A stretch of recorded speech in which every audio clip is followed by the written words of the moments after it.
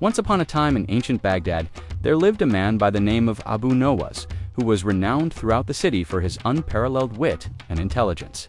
His quick thinking and sharp tongue had made him famous, and people from all over came to Baghdad just to have the opportunity to witness his legendary intellect in action. One day, a group of Abu Nawas's admirers decided to play a trick on him. They assembled in his courtyard while he was reclining on a divan, enjoying some wine and composing poetry, and they all began to loudly chant, "Skull, skull, Abu Nawas." Puzzled by their strange behavior, Abu Nawas inquired what it meant, and they responded that he would find out soon enough. Then they left him alone and went off into the city. Not long after, they returned, carrying a wooden box adorned with silver. With great ceremony, they opened it up and revealed a human skull.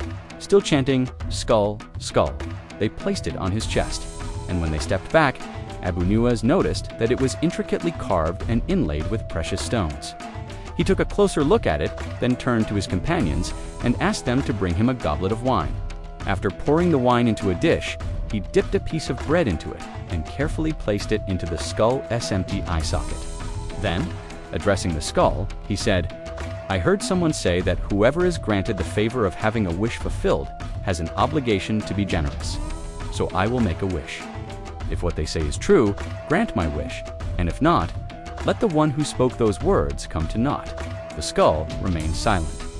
As the onlookers watched with bated breath, Abu Nawas continued, "If you are indeed a skull imbued with supernatural powers, I demand that you answer me truthfully, yes or no. Did that person really say what is being attributed to him?" The skull remained motionless, offering no response. At this point, one of Abu Nawas's companions couldn't hold back and exclaimed, "What kind of sorcery is this? Why isn't it answering?" But Abu Nawas silenced him with a gesture, then turned back to the skull and said, "Well then, it seems they were lying about you. If you are just a regular skull, I don't need your supernatural powers. Hand it over and we'll throw it away."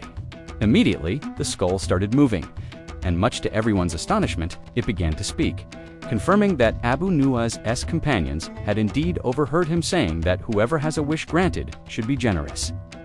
Overcome with surprise, Abu Nawas's companions fell to the ground, prostrating themselves before him.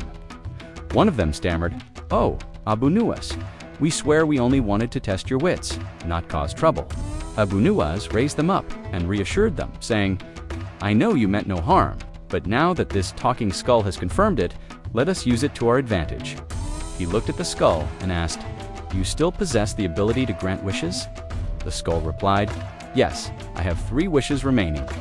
Amused by the situation, Abu Nawas said, "Very well, my first wish is to become the Caliph."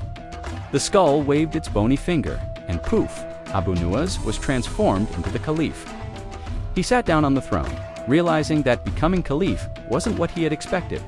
It wasn't as fun as he imagined. In fact, it was a lot of work, so he called for his vizier. "My first decree as Caliph," he announced, "is to restore the eyesight of the blind, the hearing of the deaf, and the speech of the mute." The vizier looked at him as if he had gone mad and asked, "But why, O mighty Caliph?" "Pat," came the reply, "because I want to hear them praise me." And so it was done. Soon, all the people whose senses had been impaired were cured, and they began praising the generous Caliph who had given them the gift of sight, hearing, and speech. Abu Nawas, disguised as the Caliph, listened with great amusement to their testimonials. However, he soon grew bored with his new role and summoned his vizier again.